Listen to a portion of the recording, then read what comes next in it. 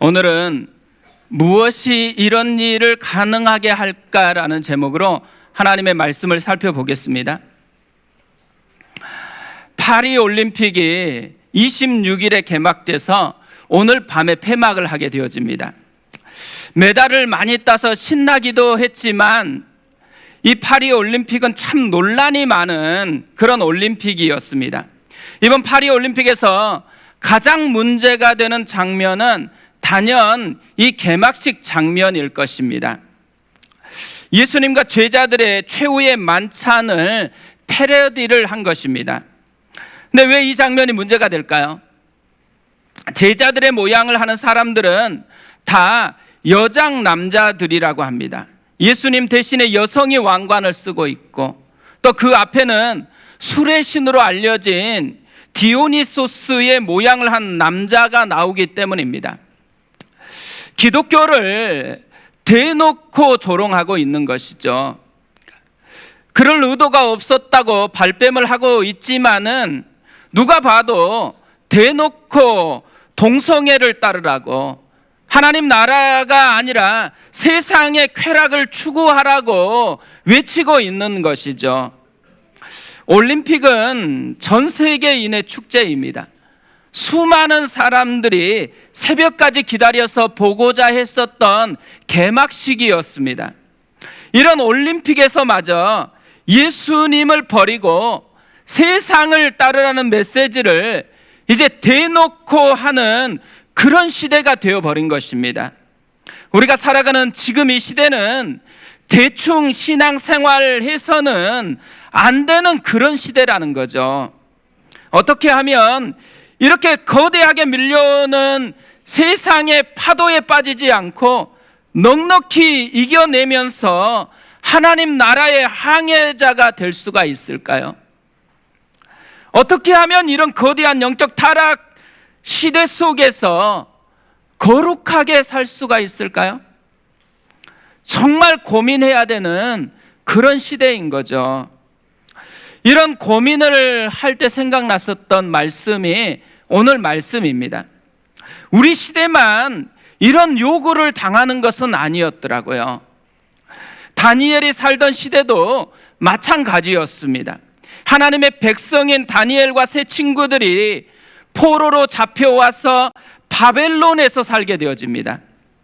이때 바벨론이 요구하는 것이 있습니다. 바벨론 세상에 왔으면 바벨론 문화를 따르라는 것입니다. 그러기 위해서 먼저 최첨단인 바벨론 문화를 배우라는 것이에요. 그리고 왕의 음식과 포도주를 먹으라고 합니다. 최첨단의 문화를 마음껏 즐기라는 것이죠. 그리고 마지막으로 이름을 바꾸라고 합니다. 7절에 이렇게 되어 있습니다. 환관장이 그들의 이름을 고쳐 다니엘은 벨드사살이라 하고 하나냐는 사드락이라 하고 미사엘은 메삭이라 하고 아사랴는 아벤누고라 하였더라. 다니엘은 하나님은 심판자이시다라는 의미입니다. 그런데 벨드사살은 바벨론의 신인 벨에게 기도하는 내용입니다. 벨이여 그의 생명을 보호하소서라는 뜻입니다. 하나냐는 여호와는 은혜로우시다라는 의미입니다. 그런데 사드락은 달의 신 아쿠의 명령이라는 뜻입니다. 미사엘은 하나님과 같은 분이 누가 있겠느냐라는 의미입니다. 그런데 메삭은 아쿠와 같은 자가 누구냐라는 뜻입니다. 마지막으로 아사랴는 하나님은 참으로 나의 도움이시다라는 의미입니다. 그런데 아벤누고는 바벨론의 제2위의 신인 느고의 신하, 느고의 종이라는 뜻입니다. 원래 이름은 다 하나님을 잘 믿으라는 신앙의 이름들이에요. 그런데 다 바벨론 신의 이름으로 바꾼 것입니다. 뭘 얘기하는 거예요? 하나님을 믿는 신앙을 버리라는 거예요. 그리고 세상을 따르라는 것입니다. 이것이 세상의 유혹이죠. 세상의 유혹은 다른 것이 아닙니다. 하나님의 자녀된 정체성을 버리라는 거예요. 더 이상 하나님의 자녀답게 살려고 애쓰지 말라라는 거예요. 그냥 세상 사람처럼 살라라는 것입니다. 딱 우리 시대, 지금 우리 시대의 이야기가 여기 다니엘서에 기록되어 있는 것이죠. 지금 이 세상이 우리에게 요구를 합니다. AI 시대인데 최첨단 문화를 배우라는 것입니다. 즐길 게 너무 많은데 세상 문화를 마음껏 즐기라는 것입니다. 유튜브도 마음껏 보고 게임도 마음껏 하고 여행도 마음껏 다니라는 거예요. 그러면서 결론,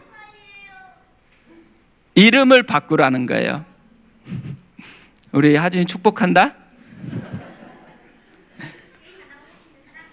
하나님을 믿는 신앙을 버리고 세상의 흐름을 따라 살라라는 거죠. 하나님의 자녀로 살지 말고 그냥 세상 사람처럼 살라라는 것입니다.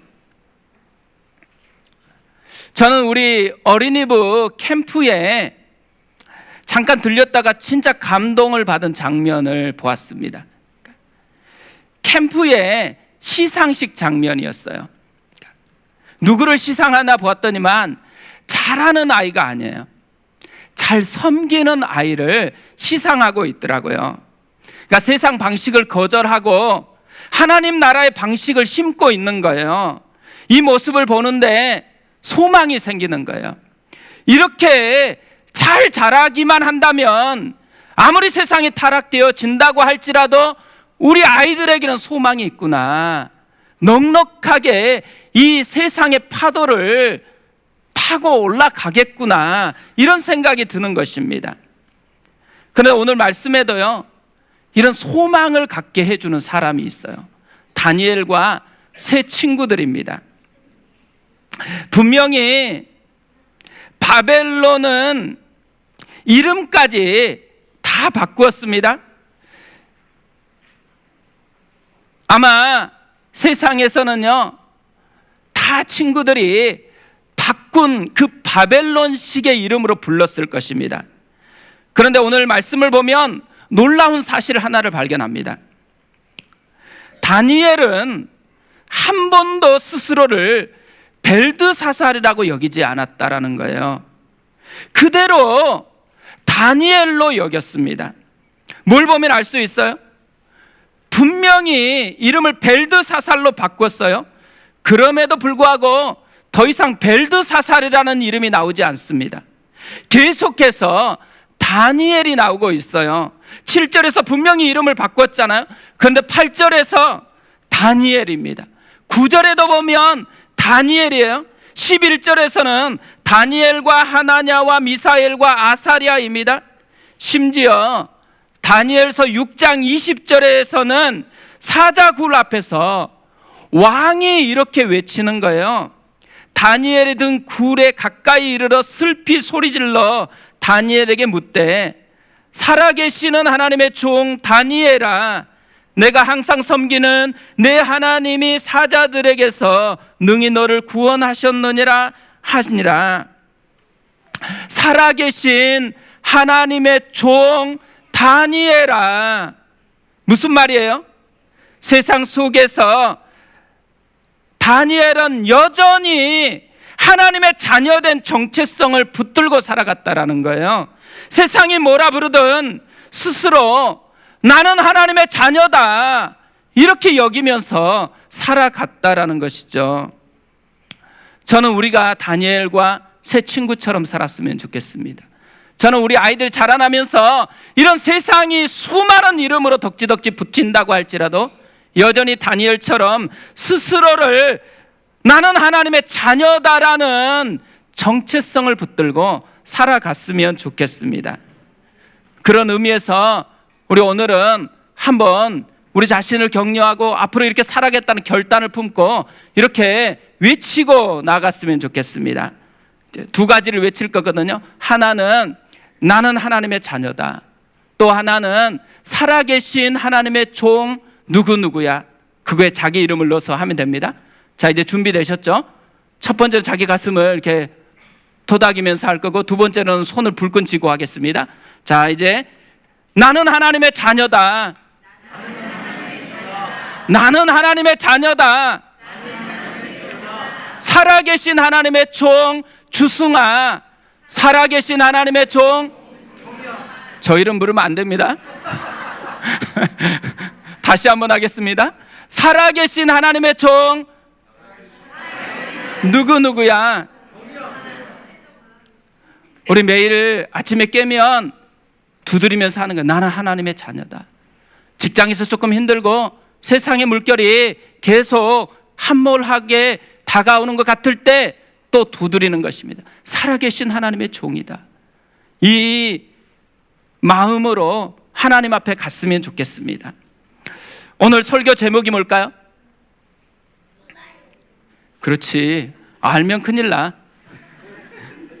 무엇이 이런 일을 가능하게 할까입니다. 진짜 무엇이 다니엘에게, 새 친구에게 이렇게 될 수 있도록 만들었을까요? 제가 발견한 것은요, 믿음으로 도전하는 정신이라는 거예요. 이들은 절망의 시대에도 불구하고 누구를 탓하지 않아요. 굴복하거나 숨지도 않아요. 오히려 이런 세상을 향해 당당하게 맞짱을 뜨는 도전을 하고 있습니다. 8절을 보세요. 우리 같이 한번 읽어보겠습니다. 같이 읽습니다. 다니엘은 뜻을 정하여 왕의 음식과 그가 마시는 포도주로 자기를 더럽히지 아니하리라 하고 자기를 더럽히지 아니하도록 황관장에게 구하니, 먼저 뜻을 정해요. 결심을 했다라는 거죠. 그리고 목숨을 걸고 도전합니다. 황관장에게 가서 왕의 음식과 그가 마시는 포도주로 자기를 더럽히지 않도록 구하고 있습니다. 이 말은 무슨 의미일까요?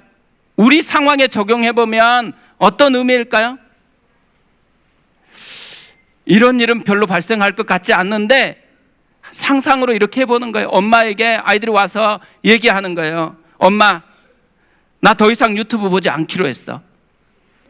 놀라운 거죠. 엄마, 나 더 이상 게임하지 않기로 했어. 이렇게 하면은 어떻게 될까요? 엄마가 두드려 패나요? 엄청 칭찬을 할 것입니다. 아니라고? 한번 해봐. 그런데 다니엘과 새 친구들은 달라요.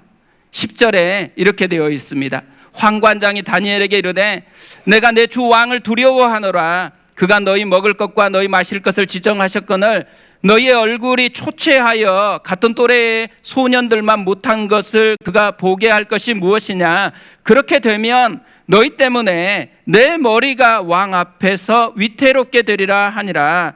황관장조차도 목숨이 위태롭게 된대요. 뭘 의미해요? 죽을 수도 있는 무모한 도전이라는 거예요. 그럼에도 불구하고 목숨을 걸고 도전하고 있다라는 거죠. 왜 그러겠어요? 이들에게는, 다니엘에게는 바벨론에서 성공하는 것보다 하나님의 자녀로 사는 것이 훨씬 중요했기 때문이라는 거죠. 오늘 말씀을 아무리 살펴보아도요, 다니엘과 이 세 친구가 특별한 영적 체험을 했다라는 것이 나오지 않습니다. 오순절 마가의 다락방에서처럼 뜨겁게 성령의 임재를 경험한 체험이 없어요. 바울처럼 하늘로부터 호련히 밝은 빛 가운데 예수님을 만난 체험도 없습니다. 병이 낫거나 오병이어의 기적과 같은 현장에서 보지도 않았어요. 오히려 반대입니다. 이들이 보았던 것, 예배마저 무너져버린 비참한 시대입니다. 마치 하나님이 없는 것 같고 하나님께 버림받아서 포로 상황에 처해 있는 것 같은 그런 현실이에요. 그런데 어떻게 이런 도전을 하게 되었을까? 오늘 말씀을 살펴보면요, 딱 한 가지 단서를 우리에게 알려주고 있을 뿐입니다. 이름에 담긴 부모들이 물려준 신앙의 흔적뿐입니다. 부모가 어려서 물려준 작은 신앙의 유산 때문이라는 거예요. 다니엘, 하나님은 심판자이시다. 하나냐, 여호와는 은혜로우시다. 미사엘, 하나님과 같은 분이 누가 있겠는가. 아사랴, 하나님은 참으로 나의 도움이시다. 이 이름들 속에는요, 깊은 신앙의 울림이 담겨 있습니다. 아무리 세상이 커 보인다고 해도 여전히 하나님이 살아계시고 하나님이 다스린다라는 울림입니다. 아무리 세상의 유혹 속에 산다고 해도 너희는 하나님의 자녀다라는 깊은 울림이 담겨 있는 것이죠. 지난주에 읽었었던 책 중에 정말 감동적인 이야기가 있었거든요. 이 이야기를 나누고 설교를 마무리하려고 합니다. 벤 후퍼라는 분의 이야기입니다. 너무 궁금해서 찾아봤더니만 이런 모습이더라고요. 미국 테네시 주의 작은 마을에서 태어났습니다. 아버지가 누구인지 모르는 사생아로 태어났습니다. 동네 사람들은 자기 자녀들이 이 벤 후퍼와 함께 노는 것을 별로 좋아하지 않았습니다. 그런데 아이들조차도 이 후퍼와 노는 걸 좋아하지 않았어요. 그뿐만 아니라 니네 아빠가 누구니? 자꾸 물으면서 좀 놀려대는 것이었습니다. 그러다 보니까 점점 내성적이 되어지고 사람을 피하게 되고 자존감이 한없이 낮아졌습니다. 12살이 되었을 때 후퍼가 사는 이 마을에 젊은 목사님이 부임을 해 오셨습니다. 새로운 목사님은 사랑이 많고 따뜻하다라는 것입니다. 후퍼도 이 소문을 들었습니다. 호기심이 생겨서 난생 처음으로 교회를 찾아갔습니다. 하지만 사람들의 눈에 띌까 염려해서 늦게 갔다가 제일 빨리 예배당을 빠져나와 버렸습니다. 그런데 어느 날 목사님의 설교에 큰 감명을 받은 거예요. 축도가 끝난지도 모른 채 기도를 하고 앉아 있었습니다. 뒤늦게 정신을 차리고 보니까 나가려고 하는데 이미 성도들이 목사님과 악수하려고 복도에 쭉 줄을 늘어 서 있는 상태예요. 할 수 없이 사람들 틈에 껴서 얼떨결에 목사님과 악수를 하게 된 거예요. 드디어 후퍼의 차례가 왔습니다. 악수를 하려고 손을 내밀면서 목사님이 후퍼에게 말했어요. 넌 누구니? 네가 누구 아들이더라? 순간 주변이 조용해지고 모든 시선이 후퍼를 향했습니다. 사람들의 시선을 느낀 후퍼가 고개만 떨구고 있는데 목사님의 표정이 밝아지더니 이렇게 말을 했습니다. 아, 네가 누구 아들인지 알겠다. 네가 아버지를 닮아서 금방 알 수 있겠다. 넌 하나님의 아들이구나. 하나님의 아들, 하나님의 아들답게 훌륭하게 살아야 한다. 훗날 테네시주 주지사가 된 후퍼는 취임식에서 이렇게 이야기를 했습니다. 목사님으로부터 넌 하나님의 아들이야. 하나님의 아들답게 살아라. 그 말을 듣는 바로 그날이 테네시 주의 주지사가 태어난 날입니다. 베드로전서 2장 10절에서는 이렇게 말씀을 합니다. 너희가 전에는 백성이 아니더니 이제는 하나님의 백성이요 전에는 긍휼을 얻지 못하였더니 이제는 긍휼을 얻은 자니라. 두 가지 정체성이 있대요. 전에는의 정체성과 이제는의 정체성입니다. 전에는의 정체성을 이제는의 정체성으로 바꿔주기 위해서 하나님께서 친히 사람이 되셨습니다. 십자가에서 우리의 모든 죄를 대신해서 피를 흘리셨습니다.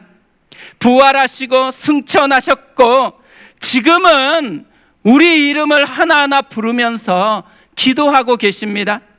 성령님은 우리 안에 들어와 계십니다. 그럼에도 불구하고요, 세상은 여전히 우리에게 속삭이는 거예요. 전의 눈의 정체성으로 그냥 살라고. 성경과 기도 좀 멀리하고 대충 살라라는 거예요. 예배 참여해도 졸고 떠들고 예배에 집중하지 말라라는 거예요. 세상에서 그냥 마음껏 즐기며 살라고 그렇게 속삭입니다. 그런데 하나님이 이렇게 흔들리는 우리 속에 다시 말씀으로 도전하시는 거예요. 더 이상 전의 눈의 정체성이 아니라 이제 눈의 정체성으로 살라라는 것입니다. 하나님의 아들, 하나님의 아들, 하나님의 아들답게 살아야 된다.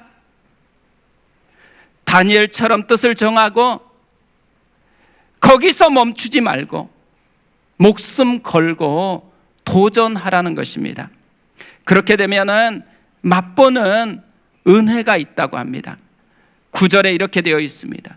하나님이 다니엘로 하여금 환관장에게 은혜와 긍휼을 얻게 하신지라. 세상의 쓰레기가 아니고 하나님이 주시는 은혜와 긍휼을 맛보는 삶, 이 삶이 이 시대에서 우리가 맛보는 삶이 되어졌으면 좋겠습니다.